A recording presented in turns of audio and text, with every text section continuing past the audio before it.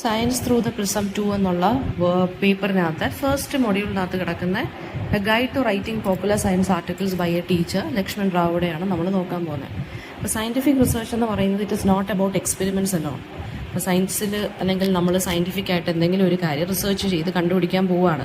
എപ്പോഴും എക്സ്പെരിമെൻറ്റ്സ് മാത്രമാണോ സയൻസ് എന്ന് പറയുന്നത്? അല്ല, നമ്മുടെ ഫൈൻഡിങ്സ് കമ്മ്യൂണിക്കേറ്റ് ചെയ്യുന്ന രീതിയും ഈക്വലി ഇമ്പോർട്ടൻ്റ് ആണ്. അപ്പോൾ എങ്ങനെ നമുക്ക് നല്ല രീതിയിലുള്ള ഒരു സയൻസ് ആർട്ടിക്കിൾ അല്ലെങ്കിൽ സയൻറ്റിഫിക് ആർട്ടിക്കിൾ നമുക്ക് എങ്ങനെ എഴുതാം എന്നുള്ളതാണ് ഈ ഒരു ഗൈഡ് എന്നുള്ളതാണ് ഈ ഒരു ആർട്ടിക്കിൾ പറയുന്നത്. സോ നമ്മുടെ ഫൈൻഡ് ഔട്ട്സ് അല്ലെങ്കിൽ നമ്മുടെ റിസൾട്ട് എങ്ങനെ നമുക്ക് കറക്റ്റായിട്ട് കമ്മ്യൂണിക്കേറ്റ് ചെയ്യാം ബാക്കിയുള്ളവരുമായിട്ട്, അതും ഇമ്പോർട്ടൻ്റ് ആണ്. എക്സ്പെരിമെൻറ്റ് കണ്ടക്ട് ചെയ്യുന്നത് മാത്രമല്ല സയൻറ്റിഫിക് റിസർച്ച്, പക്ഷേ എന്താണെന്നാണ് പറഞ്ഞിരിക്കുന്നത്, we should communicate our findings and it is equally important in എന്താണ് റിസർച്ച് പേപ്പർ അല്ലെങ്കിൽ പോപ്പുലർ സയൻസ് ആർട്ടിക്കിൾ.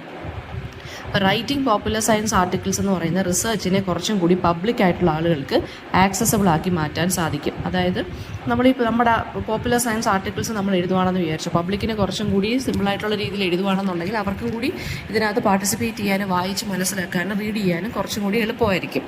അപ്പോൾ എന്താണ് കമ്മ്യൂണിക്കേറ്റ് ചെയ്യേണ്ടത്? അതാണ് first step, choosing what to communicate. ഒരു ടോപ്പിക്ക് നല്ല ഗ്രൗണ്ട് ബ്രേക്കിംഗ് ആയിട്ടുള്ള ന്യൂസ് വർത്തി ആയിട്ടുള്ള ഒരു ടോപ്പിക്ക് സെലക്ട് ചെയ്യുക ആൻഡ് എന്ത് ചെയ്യുക, എക്സിസ്റ്റിംഗ് നോളജ് വെച്ചിട്ട് അതിനെ ചലഞ്ച് ചെയ്യുക. അതായത് പുതിയതായിട്ട് എന്തെങ്കിലും ഒരെണ്ണം കണ്ടുപിടിക്കാൻ പോവുകയാണ്, സോ പഴയ ഏതെങ്കിലും അല്ലെങ്കിൽ നല്ല ന്യൂസ് വർത്തി ആയിട്ടുള്ള ഒരു ടോപ്പിക്ക് സെലക്ട് ചെയ്തിട്ട് അതിനെ വെച്ചിട്ട് ചെയ്യുക. ആൻഡ് അതിൻ്റെ റെലവൻസ് എന്താണെന്ന് പബ്ലിക്കിന് മനസ്സിലാക്കി കൊടുക്കുക, സോ ദാറ്റ് റീഡേഴ്സിന് അത് ഇൻട്രസ്റ്റിംഗ് ആയിട്ട് തോന്നും.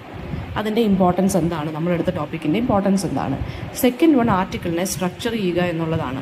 ഈ റിസർച്ച് പേപ്പേഴ്സ് പോലെയുള്ളതോ അതായത് റിസർച്ച് പേപ്പേഴ്സ് എന്ന് വെച്ച് കഴിഞ്ഞാൽ IMRD എന്നുള്ള ഫോർമാറ്റാണ് യൂസ് ചെയ്യുന്നത്. IMRD എന്ന് വെച്ചാൽ ഒന്നുമില്ല, നമ്മളൊരു ആർട്ടിക്കിൾ എഴുതുമ്പോൾ ഇൻട്രൊഡക്ഷൻ, മെത്തഡോളജി, റിസൾട്ട്, ഡിസ്കഷൻ, ഇങ്ങനെയാണ് ഒരു പോപ്പുലർ സയൻസ് ആർട്ടിക്കിൾ ആളുകൾ എഴുതുന്നത്. പക്ഷേ നമ്മൾ ആർട്ടിക്കിൾ എഴുതുമ്പോൾ IFRM ഫോർമാറ്റ് വേണം യൂസ് ചെയ്യാനെന്നാണ് പറഞ്ഞിരിക്കുന്നത്. IFRM എന്ന് വെച്ചാൽ implication, I stand for implication. അതായത് എന്തുകൊണ്ടാണ് ഈ റിസർച്ച് ഇമ്പോർട്ടൻ്റ് ആവുന്നത് അല്ലെങ്കിൽ എന്തിനാണ് ഈ റിസർച്ച്, അതാണ് ഇംപ്ലിക്കേഷൻ കൊണ്ട് ഉദ്ദേശിക്കുന്നത്. സെക്കൻഡ് തിങ് ഫൈൻഡിങ്സ് ആണ്, നമ്മുടെ ഡിസ്കവറീസ് എന്തൊക്കെയാണ്. തേർഡ് വൺ റിസൾട്ടാണ്. നമ്മൾ റിസൾട്ട് കിട്ടുമ്പോൾ അതിന് സപ്പോർട്ടീവായിട്ടുള്ള ഡേറ്റ അല്ലെങ്കിൽ എവിഡൻസ് നമ്മൾ കാണിക്കേണ്ടി വരും. And the fourth one is methodology, നമ്മൾ എങ്ങനെയാണ് ഈ സ്റ്റഡി കണ്ടക്ട് ചെയ്തത്. അപ്പോൾ IFRM ഫോർമാറ്റിൽ വേണം നമ്മൾ ആർട്ടിക്കിളിനെ സ്ട്രക്ചർ ചെയ്യാനെന്നാണ് പറയുന്നത്. സാധാരണ റിസർച്ച് പേപ്പേഴ്സ് IMRD ഫോർമാറ്റിലാണ്, ഇൻട്രൊഡക്ഷൻ, മെത്തഡോളജി, റിസൾട്ട്, ഡിസ്കഷൻ എന്നാണ് പോകുന്നത്. പക്ഷേ നമ്മൾ IFRM വെച്ചിട്ട് വേണം എഴുതാൻ. മൂന്നാമത്തെ കാര്യം എന്ന് വെച്ചാൽ റൈറ്റിംഗ് സ്റ്റൈലും ലാംഗ്വേജും എങ്ങനെ ആയിരിക്കണം. വളരെ സിമ്പിളായിട്ടുള്ള ടേംസും ലാംഗ്വേജും വേണം യൂസ് ചെയ്യാൻ. ടെക്നിക്കൽ ടേംസ് നമ്മൾ യൂസ് ചെയ്യണമെന്നുണ്ടെങ്കിൽ, അതായത് സയൻസ് റിലേറ്റഡ് ടേംസ് നമ്മൾ യൂസ് ചെയ്യണമെന്നുണ്ടെങ്കിൽ അതിന് എക്സ്പ്ലനേഷൻസ് നമ്മൾ കൊടുത്തിരിക്കണം, എന്നാലേ പബ്ലിക്കിന് വായിക്കുമ്പോൾ മനസ്സിലാക്കാൻ പറ്റും. സെൻറ്റൻസസ് ഷോർട്ട് ആൻഡ് ക്ലിയർ ആക്കണം. ഭയങ്കര കോംപ്ലക്സ് വേർഡ്സ് യൂസ് ചെയ്യരുത്. ആർട്ടിക്കിൾ ഭയങ്കരമായിട്ട് എൻഗേജിങ് ആയിരിക്കണം, എന്നാലേ റീഡറിന് നോ ലോങ്ങർ ദാൻ 2 pages, അതിനപ്പുറത്തോട്ട് പോകരുത്, എന്നാലേ റീഡറിന് വായിച്ച് പെട്ടെന്ന് തീർക്കാൻ പറ്റും. ഇനി അടുത്ത 4ാമത്തെ പോയിന്റ് എന്ന് വെച്ചാൽ ഒരു നല്ല ക്യാച്ചി ടൈറ്റിൽ നമ്മൾ ക്രിയേറ്റ് ചെയ്യുക. വളരെ സിമ്പിളായിട്ട് എന്നാൽ ഡിസ്ക്രിപ്റ്റീവ് ആയിട്ടുള്ള ടെക്നിക്കൽ ടേംസ് ഒന്നും ഇല്ലാത്ത ഒരു ടൈറ്റിൽ. അപ്പോൾ നമ്മുടെ ക്യൂരിയോസിറ്റി ഡ്രൈവ് ചെയ്യുന്ന വേർഡ്സ് യൂസ് ചെയ്യുക. ദിസ് അല്ലെങ്കിൽ ദീസ് അല്ലെങ്കിൽ ഒരു ക്വസ്റ്റ്യൻ തന്നെ ഫോം ചെയ്യുക, അങ്ങനെ ഒരു ടൈറ്റിൽ ഉണ്ടാക്കുക. പിന്നെ റൈറ്റിംഗ് ടോൺ ആൻഡ് സ്റ്റൈലാണ്. പേഴ്സണൽ പ്രോനൗൺസ് യൂസ് ചെയ്യുക, അതായത് I അല്ലെങ്കിൽ U എന്നുള്ള വെച്ചിട്ട് വേണം എഴുതാൻ. ആക്റ്റീവ് വോയിസിൽ എഴുതുക. ഡോണ്ട്, കാണ്ട് ഇങ്ങനെയുള്ള കോൺട്രാക്ഷൻസ് യൂസ് ചെയ്തത്. അതായത് ഡോണ്ട് എന്ന് വെച്ചാൽ എന്തിനുള്ള ഷോർട്ട് ഫോമാണ്, ഡു നോട്ട് എന്നാണ്. അപ്പോൾ ഡോണ്ട് എന്നതിന് പകരം ഡു നോട്ട് തന്നെ എഴുതുക. അതായത് കാണ്ടെന്ന് പറയുമ്പോൾ കെനോട്ട് എന്ന് പകരമാണ് നമ്മൾ കാണ്ടെന്ന് എഴുതുന്നത്. സോ കാണ്ടെന്ന് എഴുതാതെ കെനോട്ട് എന്ന് തന്നെ എഴുതുക. അപ്പോൾ അങ്ങനെയുള്ള കോൺട്രാക്ഷൻസ് യൂസ് ചെയ്ത് അതൊക്കെ ഇൻഫോർമലായിട്ടാണ് കൺസിഡർ ചെയ്യുന്നത്. അപ്പോൾ ഇൻഫോർമൽ എക്സ്പ്രഷൻസ് കോൺട്രാക്ഷൻസും ഇൻഫോർമൽ എക്സ്പ്രഷൻസും അക്സെപ്റ്റബിൾ ആണ്. അതായത് കാണ്ട്, ഡോണ്ട് ഇങ്ങനെയുള്ള കാര്യങ്ങൾ നമ്മൾ എഴുതാം എന്നാണ് പറയുന്നത്. പിന്നെ റിസൾട്ട്സിന് ഫോക്കസ് കൊടുക്കുക, അല്ലാതെ മെത്തഡോളജി കൂടുതലായിട്ട് എക്സ്പ്ലെയിൻ ചെയ്ത് കളയേണ്ട കാര്യമില്ല. ഈ ഗൈഡ് ലൈൻസ് വെച്ചിട്ട് എഴുതി കഴിഞ്ഞാൽ സ്റ്റുഡൻസിന് നല്ല എൻഗേജിങ് ആയിട്ടുള്ള രീതിയിൽ, ഇൻഫർമേറ്റീവ് ആയിട്ടുള്ള രീതിയിൽ സയൻസ് ആർട്ടിക്കിൾസ് എഴുതാൻ സാധിക്കും. അപ്പോൾ ഒന്നുകൂടെ നോക്കിക്കോളൂ. റിസർച്ച് ഫസ്റ്റ് എന്ന് പറയുന്നത് എന്താണ്, റൈറ്റ് ടോപ്പിക്ക് ചൂസ് ചെയ്യുക. അതായത് പുതിയ രീതിയിലുള്ള സർപ്രൈസിങ് ആയിട്ടുള്ള ടോപ്പിക്ക് ചൂസ് ചെയ്യുക. പിന്നെന്താണ്, പ്രാക്ടിക്കൽ ആപ്ലിക്കേഷനുള്ള ടോപ്പിക്ക് ചൂസ് ചെയ്യുക. ഓവറായിട്ട് ടെക്നിക്കൽ ടോപ്പിക്ക് നോക്കരുത്, സിംപ്ലിഫൈഡ് ആയിട്ടുള്ള കാര്യങ്ങൾ നോക്കുക. പിന്നെ IFRM വെച്ചിട്ട് നമ്മൾ എഴുതുക. ബ്രീഫായിട്ട് വേണം നമ്മൾ ഇതൊക്കെ ചെയ്യാൻ. ഈ ഒരു സ്ട്രക്ചറിൽ വേണം എഴുതാൻ. പിന്നെ writing style language simple words, technical term use ചെയ്ത് സെൻറ്റൻസസ് ഷോർട്ടായിരിക്കണം. Short and medium length sentences use ചെയ്യാം നമുക്ക്. ആർട്ടിക്കിൾ ലെങ്ത് 2 പേജസിനപ്പുറം പോകരുത്. ക്യാച്ചി ടൈറ്റിൽ, അതായത് ക്യൂരിയോസിറ്റി ഡ്രിവൺ വേർഡ്സും സിമ്പിൾ ആൻഡ് എൻഗേജിങ് അല്ലെങ്കിൽ ടെക്നിക്കൽ ടേംസ് ഇല്ലാത്തതുമായ ടൈറ്റിൽ യൂസ് ചെയ്യുക. പിന്നെ പേഴ്സണൽ പ്രൊനൗൺസ് യൂസ് ചെയ്യുക. കോൺട്രാക്ഷൻസ്, ഇൻഫോർമൽ എക്സ്പ്രഷൻസ് നമുക്ക് ആർട്ടിക്കിൾ കുറച്ചുകൂടി കോൺവെർസേഷണൽ ആയിട്ടുള്ള രീതിയിൽ ആക്കാൻ പറ്റും. പിന്നെ റിസൾട്ടിനായിരിക്കണം നമ്മൾ ഇമ്പോർട്ടൻസ് കൊടുക്കുന്നത്, അല്ലാതെ എന്താണ് അതിൻ്റെ മീനിങ്ങിന് വേണം ഇമ്പോർട്ടൻസ് കൊടുക്കാൻ, അല്ലാതെ ടു മച്ച് ഡീറ്റെയിൽസ് അല്ലെങ്കിൽ ടു മെനി ഡീറ്റെയിൽസ് നമ്മൾ കൊടുക്കരുത്. നെക്സ്റ്റ് നമ്മൾ നോക്കാൻ പോകുന്നതെന്ന് വെച്ചാൽ visualising science, illustration and beyond by Jen Christiansen. So അതിൻ്റെ ഒരു പാരഗ്രാഫ്, ഒരു പാരഫ്രൈസ് സമ്മറിയാണ് ഞാൻ പറയുന്നത്. അപ്പോൾ അദ്ദേഹം ഈ ഒരു എസ്സേക്കകത്ത് പറയുന്നതെന്ന് വെച്ച് കഴിഞ്ഞാൽ ആർട്ട് വെച്ചിട്ട് എങ്ങനെയാണ് സയൻസിനെ നമ്മൾ ഈസി ആക്കുന്നത് ഫോർ സയൻറ്റിഫിക് കമ്മ്യൂണിക്കേഷൻ. അതായത് നമ്മൾ ഗ്രാഫ്, ഡേറ്റ വിഷ്വലൈസർ, പിന്നെ നമ്മളെന്താണ് ഇല്ലസ്ട്രേഷൻസ്, ഈ പിന്നെന്താണ് കുഞ്ഞു കുഞ്ഞു പെയിൻറ്റിങ്സ് അല്ലെങ്കിൽ സിമ്പിൾസ്, ഇങ്ങനെയൊക്കെയുള്ള കാര്യങ്ങൾ വെച്ചിട്ട്, അതായത് ആർട്ടും സയൻസും തമ്മിലുള്ളൊരു കണക്ഷൻ എന്താണ് ടു സയൻറ്റിഫിക് കമ്മ്യൂണിക്കേഷൻ. അതായത് ആർട്ട് വെച്ചിട്ട് എങ്ങനെയാണ് സയൻറ്റിഫിക്കലി നമ്മൾ നല്ല രീതിയിൽ കമ്മ്യൂണിക്കേറ്റ് ചെയ്യാൻ പറ്റുന്നത് ഓഡിയൻസിൻ്റെ അടുത്ത്. ഇപ്പോൾ നമ്മുടെ ടെക്സ്റ്റ് ബുക്കിനകത്ത് തന്നെ നമുക്ക് പടങ്ങൾ, ഇപ്പം നമ്മുടെ ബയോളജി ടെക്സ്റ്റ് എടുക്കുകയാണെന്നുണ്ടെങ്കിൽ നമ്മൾ റീപ്രൊഡക്റ്റീവ് പാർട്സ് അല്ലെങ്കിൽ നമ്മുടെ ബോഡി പാർട്സ്, ആനിമൽസിലെ ആണെന്നുണ്ടെങ്കിൽ ബോഡി പാർട്സ്, ഫോർ എക്സാമ്പിൾ. പിന്നെ അതുപോലെ തന്നെ പ്ലാന്റ്സിൻ്റെ ആണെന്നുണ്ടെങ്കിൽ സെൽ ബേസ്ഡ്, അത് പിന്നെ മൈറ്റോകോൺട്രിയ എന്താണ്, ന്യൂക്ലിയസ് എന്താണ്, ഇതൊക്കെ നമുക്ക് ശരിക്കും പറഞ്ഞു കഴിഞ്ഞാൽ എല്ലാം നമുക്ക് വിത്ത് ഗ്രാഫിക്സ് അല്ലെങ്കിൽ വിത്ത് പിക്ചേഴ്സ് അല്ലെങ്കിൽ ഇല്ലസ്ട്രേഷൻസ് വെച്ചിട്ടാണ് പഠിക്കാൻ നമുക്ക് എളുപ്പം, അല്ലേ? ഇപ്പോൾ നമ്മൾ ബയോളജിയാണ് ഞാൻ എക്സാമ്പിളായിട്ട് പറഞ്ഞതെന്ന് വെച്ചാൽ അതിനകത്താണ് കൂടുതൽ പിക്ചേഴ്സും കാര്യങ്ങളൊക്കെ വരുന്നത്. ഫോർ എക്സാമ്പിൾ ഇപ്പോൾ ഹിസ്റ്ററി ടെക്സ്റ്റ് ബുക്ക് എടുക്കുകയാണെന്നുണ്ടെങ്കിൽ പല ടൈപ്പ് ഓഫ് ഡിഫറെൻറ്റ് കൺട്രീസിൻ്റെ ഇമ്പോർട്ടൻ്റ് ആയിട്ടുള്ള കുറേ ഹിസ്റ്റോറിക്കൽ സൈറ്റ്സ് അല്ലെങ്കിൽ അവരുടെ ഫ്ലാഗ്സ്, അവരുടെ ഡ്രസ്സിങ് സ്റ്റൈൽ, ഇതൊക്കെ നമുക്ക് അതിനകത്ത് കാണാൻ. വോറാണെന്നുണ്ടെങ്കിൽ അത് പല രാജാക്കന്മാരുടെ ഫോട്ടോസ്, അല്ലേ? അപ്പോൾ അതെല്ലാം നമുക്ക് വിത്ത് ഫോട്ടോസ് വെച്ചിട്ടാണ് നമ്മൾ പഠിക്കുന്നത്. അതാകുമ്പോൾ കുറച്ചും കൂടി എന്ത് ചെയ്യും, റീഡേഴ്സിന് അല്ലെങ്കിൽ പഠിക്കുന്ന ആളുകൾക്ക് മനസ്സിലാവും. അപ്പോൾ ഈ സയൻസ് വിഷ്വലൈസേഷൻ വെച്ച് കഴിഞ്ഞാൽ എന്താണെന്ന് വെച്ചാൽ സയൻസിനെ എങ്ങനെ നമ്മൾ ഇല്ലസ്ട്രേറ്റ് ചെയ്യുന്നു. അപ്പം ഈ ആർട്ടും സയൻസും നമ്മളുടെ കണക്ഷൻ എന്താണ്, അല്ലെങ്കിൽ ആർട്ട് എങ്ങനെയാണ് സയൻറ്റിഫിക് കമ്മ്യൂണിക്കേഷൻ കുറച്ചും കൂടി ഈസിയാക്കി മാറ്റുന്നത്, അതാണ് ഈ ജെൻ ക്രിസ്റ്റ്യൻസൺ ഇതിനകത്തൂടെ പറയുന്നത്. അപ്പോൾ ഈ ഓഥർ ജെൻ ക്രിസ്റ്റ്യൻസൺ അദ്ദേഹത്തിൻ്റെ 20+ years ഓഫ് എക്സ്പീരിയൻസ്, അദ്ദേഹം പബ്ലിഷിംഗ് ഏരിയയിലാണ് വർക്ക് ചെയ്തത്, എക്സ്പെർട്ടീസാണ്. ഈ വിഷ്വൽ സ്റ്റോറി ടെല്ലിങ്ങിലൂടെ കോംപ്ലക്സ് ആയിട്ടുള്ള സയൻറ്റിഫിക് ഇൻഫർമേഷൻ നമുക്ക് എങ്ങനെ ഓഡിയൻസിന് വളരെ സിമ്പിളായിട്ട് പറഞ്ഞു കൊടുക്കാം, അത്രയേ ഉള്ളൂ. അപ്പോൾ role of scientific illustrators, infographers and data വിഷ്വലൈസേഷനാണ് ഫസ്റ്റ് നമ്മൾ ഡിസ്കസ് ചെയ്യാൻ പോകുന്നത്. സയൻറ്റിഫിക് ഇല്ലസ്ട്രേറ്റേഴ്സ് എന്ന് വെച്ച് കഴിഞ്ഞാൽ ആരാണ്? ആർട്ടിസ്റ്റിക് ടെക്നിക്കുകൾ ഉപയോഗിച്ച് സയൻറ്റിഫിക് കോൺസെപ്റ്റിനെ വളരെ ക്ലിയർ ആയിട്ടും എൻഗേജിങ് ആയിട്ടുള്ള രീതിയിലും റെപ്രസെൻറ്റ് ചെയ്യുന്നവർ. ഇൻഫോഗ്രാഫേഴ്സ് എന്ന് വെച്ച് കഴിഞ്ഞാൽ സയൻറ്റിഫിക് ഡേറ്റയെ നമ്മൾ വിഷ്വലി അപ്പീലിംഗ് ഫോർമാറ്റ് ആയിട്ടുള്ള ചാർട്ട്, മാപ്പ്, ഡയഗ്രാം വെച്ചിട്ട് റെപ്രസെൻറ്റ് ചെയ്യുന്നു.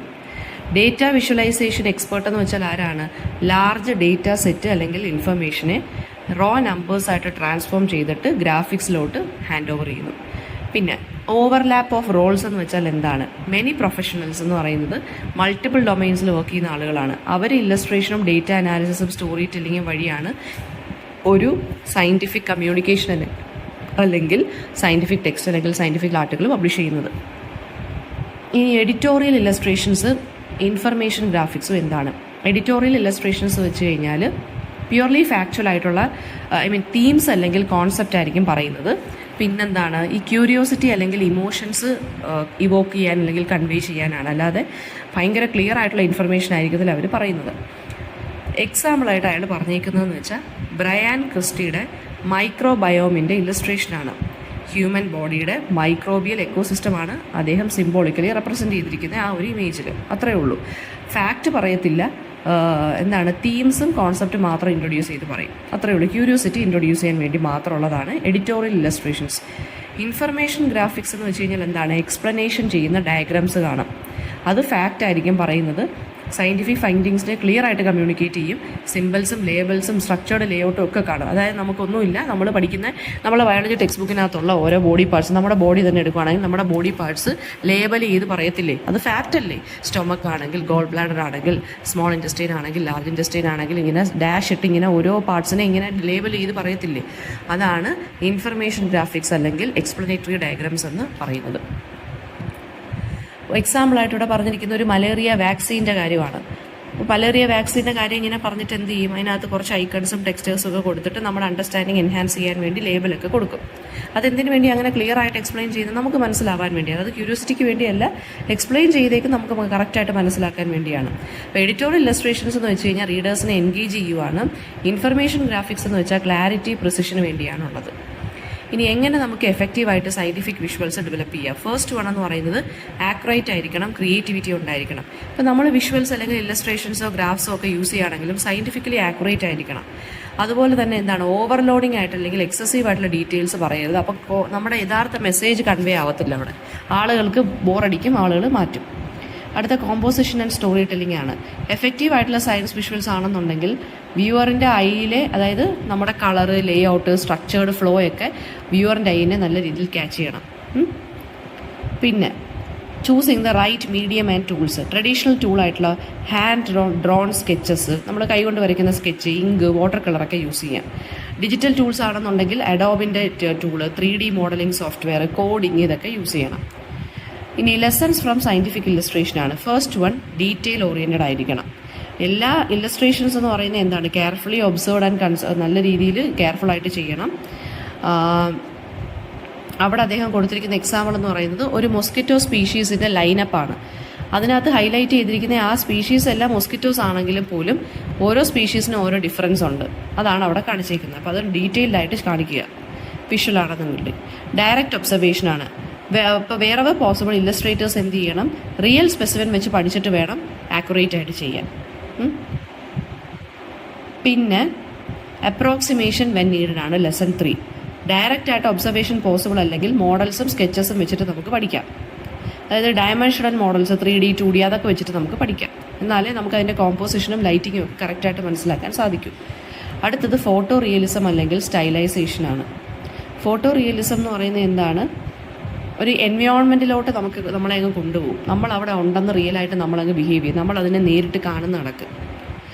പിന്നെ സിംപ്ലിഫൈഡ് റെൻഡറിങ്സ് നമുക്ക് യൂസ് ചെയ്ത്, അതായത് ക്ലാരിഫൈ ചെയ്ത് ക്ലാരിറ്റി ഒക്കെ വെച്ചിട്ട് മെഡിക്കൽ ആൻഡ് ടെക്നിക്കൽ ഇല്ലസ്ട്രേഷൻസ് വെച്ചിട്ട് നമുക്ക് എന്ത് ചെയ്യാൻ പറ്റും, നമുക്കിത് കാണാൻ പറ്റും അല്ലെങ്കിൽ വായിക്കാൻ പറ്റും. ഈ role of information graphics in science കമ്മ്യൂണിക്കേഷനാണ്. ഫസ്റ്റ് വൺ എന്ന് പറഞ്ഞാൽ സയൻറ്റിഫിക് ഡയഗ്രാംസ് എന്ന് പറഞ്ഞാൽ സംടൈംസ് എന്താണ്, ലേ ഔട്ട്, പ്രപ്പോർഷൻസിലൊക്കെ കുറച്ച് വ്യത്യാസം വരാം, അല്ലെങ്കിൽ കുറച്ച് ചേഞ്ചസ് ഒക്കെ വരാം. അപ്പോൾ ഇമ്പോർട്ടൻറ്റ് ആസ്പെക്ട്സ് നമ്മൾ ഹൈലൈറ്റ് ചെയ്തിട്ട് വെച്ച് വേണം സയൻറ്റിഫിക് ഡയഗ്രാംസ് ഇറക്കാൻ. അടുത്തത് എഫക്റ്റീവ് ഗ്രാഫിക്സ്, നമ്മൾ കളറ്, ലേബൽ എന്താണ് അതൊക്കെ വെച്ചിട്ട് വേണം വ്യൂവറിൻ്റെ അല്ലെങ്കിൽ വായിക്കുന്ന ആളുടെ ഫോക്കസിനെ ക്യാച്ച് ചെയ്യാൻ. അടുത്തത് ടെക്സ്റ്റും ലേബിൾസും ക്രൂഷ്യലാണ്. ലേബൽ എന്ന് പറയുന്നത് എന്താണ്, വിഷ്വൽസിന് ക്ലാരിറ്റി ആഡ് ചെയ്യുന്ന കാര്യമാണ്. റീഡേഴ്സിന് ഇൻഫർമേഷൻ ഇൻ്റർപ്രറ്റ് ചെയ്യാൻ പറ്റും. എക്സാമ്പിൾ എന്ന് പറയുന്നത് എമിലി കൂപ്പറിൻ്റെ അറ്റ്ലാന്റിക് ഓഷ്യൻ ടെമ്പറേച്ചർ മോഡൽ. അത് ക്ലിയർ ആയിട്ടുള്ള രീതിയിൽ അനോട്ടേഷൻസ് ഒക്കെ ഉണ്ട് അതിനകത്ത്. അതായത് അറ്റ്ലാന്റിക് ഓഷ്യൻ്റെ ടെമ്പറേച്ചർ മോഡലാണ്. ലേബിൾസ് എന്താണ്, വിഷ്വൽസിന് ക്ലാരിറ്റി ആഡ് ചെയ്യും, റീഡേഴ്സിന് ഇൻഫർമേഷൻ ഇൻ്റർപ്രറ്റ് ചെയ്യാൻ സാധിക്കും. അങ്ങനെ ലേബൽ വെച്ചിട്ടുള്ളതാണ് ലേബിൾസ് ആൻഡ് ടെക്സ്റ്റ്. അടുത്ത ആഡിങ് റിലേറ്റബിൾ എലിമെൻറ്റ്സ്, നമ്മൾ ഹ്യൂമർ അല്ലെങ്കിൽ റിയൽ വേൾഡ് ആയിട്ടുള്ള സിറ്റുവേഷൻസ് ഒക്കെ വെച്ചിട്ട് ഓഡിയൻസിനെ എൻഗേജ് ചെയ്തിരുത്താം. പിന്നെന്താണ്, കോണ്ടെക്സ്റ്റ് ഡിറ്റർമൈൻ സ്റ്റൈല്. അടുത്തത് അതായത് ഓഡിയൻസ് പേർപ്പസ്, ഓഡിയൻസിന് നമ്മുടെ ഓഡിയൻസ് ആരാണ് നമുക്കൊരു ബോധം വേണം, പേർപ്പസും ഉണ്ടായിരിക്കണം. അപ്പോൾ അതിനനുസരിച്ച് വേണം നമ്മൾ ആർട്ടിക്കിളിനെ സ്റ്റൈലൈസ് ചെയ്യുക. ഡേറ്റ വിഷ്വലൈസേഷൻ ആൻഡ് സയൻസ് കമ്മ്യൂണിക്കേഷനാണ് അടുത്തത്. അതായത് ഒരു ഡിസൈൻ നമ്മൾ ഫൈനലൈസ് ചെയ്യുന്നതിന് മുന്നേ ഒരുപാട് ഡേറ്റാസ് കണ്ട് വിഷ്വലൈസേഷൻ മെത്തേഡ്സ് ടെസ്റ്റ് ചെയ്തിട്ട് വേണം ഇത് ചെയ്യാൻ. പിന്നെ എന്താണ്, നമുക്ക് വേണമെന്നുണ്ടെങ്കിൽ ഡേറ്റ വിഷ്വലൈസേഷൻസിൽ തന്നെ ലേയേഴ്സൊക്കെ ആഡ് ചെയ്ത് ഡീപ്പറായിട്ടുള്ള ഇൻസൈറ്റ് നമുക്ക് കൊടുക്കാം. അത് പ്രോപ്പറായിട്ട് സ്ട്രക്ചർ ചെയ്യണമെന്നേ ഉള്ളൂ. യുണീക്ക് ആയിട്ടുള്ള വിഷ്വൽ സ്റ്റൈൽസ് നമുക്ക് യൂസ് ചെയ്യാം. പിന്നെ അതുപോലെ തന്നെ എന്താണ്, ബാർ ഗ്രാഫ് അല്ലെങ്കിൽ ലൈൻ ചാർട്ടൊക്കെ യൂസ് ചെയ്യുകയാണെന്നുണ്ടെങ്കിൽ കുറച്ചും കൂടി എഫക്റ്റീവായിട്ട് ഡേറ്റ പ്രസൻറ്റ് ചെയ്യാൻ സാധിക്കും. എല്ലാ ഡേറ്റ സെറ്റ് ഇൻകംപ്ലീറ്റ് ആണ്, സബ് പേഴ്സണലാണ്. അപ്പോൾ അതിനനുസരിച്ച് വേണം നമ്മൾ കൊടുക്കാൻ. പിന്നെ വരുന്നതെന്ന് വെച്ച് കഴിഞ്ഞാൽ ഈ സയൻറ്റിഫിക് അതായത് സയൻറ്റിഫിക് ഗ്രാഫ്സ് ഒക്കെ നമ്മൾ കൊടുക്കില്ല, അതിനകത്തുള്ള ചലഞ്ചസ് അല്ലെങ്കിൽ അൺസർട്ടനിറ്റി എന്തൊക്കെയാണ്. അപ്പോൾ നമ്മൾ ട്രഡീഷണൽ മെത്തേഡൊക്കെയാണ് യൂസ് ചെയ്യുന്നതെങ്കിൽ ട്രഡീഷണൽ മെത്തേഡ്സ് എന്ന് പറയുമ്പോൾ എന്താണ്, എറർ ബാർസ്, കോൺഫിഡൻസ് ഇൻ്റർവെൽസ്, അതൊന്നുമില്ല. ജസ്റ്റ് നമ്മളിപ്പോൾ ട്രഡീഷണൽ ആയിട്ടുള്ള മെത്തേഡ് യൂസ് ചെയ്യണമെന്നുണ്ടെങ്കിൽ അതിനകത്ത് എന്താണ് കുറച്ച് ചലഞ്ചസ് ഉണ്ട്.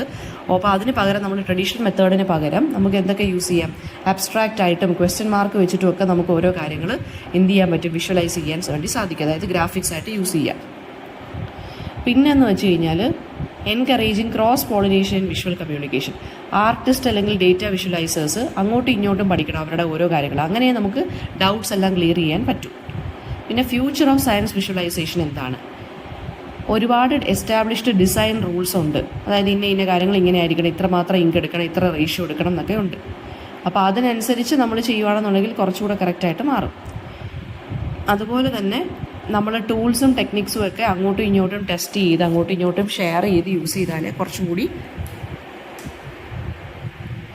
ആക്യുറേറ്റ് ആയിട്ട് നമുക്ക് കാര്യങ്ങൾ ചെയ്യാൻ സാധിക്കുകയുള്ളൂ. ലെസൺ 4 എന്ന് വെച്ച് കഴിഞ്ഞാൽ എന്താണ്, നല്ല രീതിയിലുള്ള സയൻറ്റിഫിക് വിഷ്വൽസ് പ്ലസ് മൾട്ടിപ്പിൾ ആയിട്ടുള്ള എക്സ്പേർട്ട് ഏരിയാസ് അല്ലെങ്കിൽ മൾട്ടിപ്പിൾ എക്സ്പേർട്സ് വന്ന് എക്സ്പ്ലെയിൻ ചെയ്യുന്നു, അല്ലെങ്കിൽ മൾട്ടിപ്പിൾ എക്സ്പേർട്ടീസ് ഏരിയാസ് ഒക്കെ ഉണ്ടെന്നുണ്ടെങ്കിൽ കുറച്ചുകൂടെ കൺവീനിയൻ്റ് ആയിട്ട് കിട്ടും. അപ്പോൾ ഇതിനകത്ത് പറയുന്നത് വെച്ചാൽ സയൻറ്റിഫിക് വിഷ്വലൈസേഷൻ ഒരു പവർഫുൾ ടൂളാണെന്നും റിസർച്ചിനെ അത് നല്ല രീതിയിൽ ഈസിയാക്കി മാറ്റുമെന്നാണ് പറയുന്നത്. ഇല്ലസ്ട്രേഷൻ വഴിയും ഡേറ്റ വഴി ഗ്രാഫ് വഴി ബാർ ചാർട്ട് വഴിയൊക്കെ നമുക്ക് എഫക്റ്റീവായിട്ട് പബ്ലിക്കിന് സയൻസിനെ കുറിച്ച് അണ്ടർസ്റ്റാൻഡ് ചെയ്യാൻ പറ്റും. ഇതാണ് ഈ ഒരു എസ്സേക്കകത്ത് പറയുന്നത്.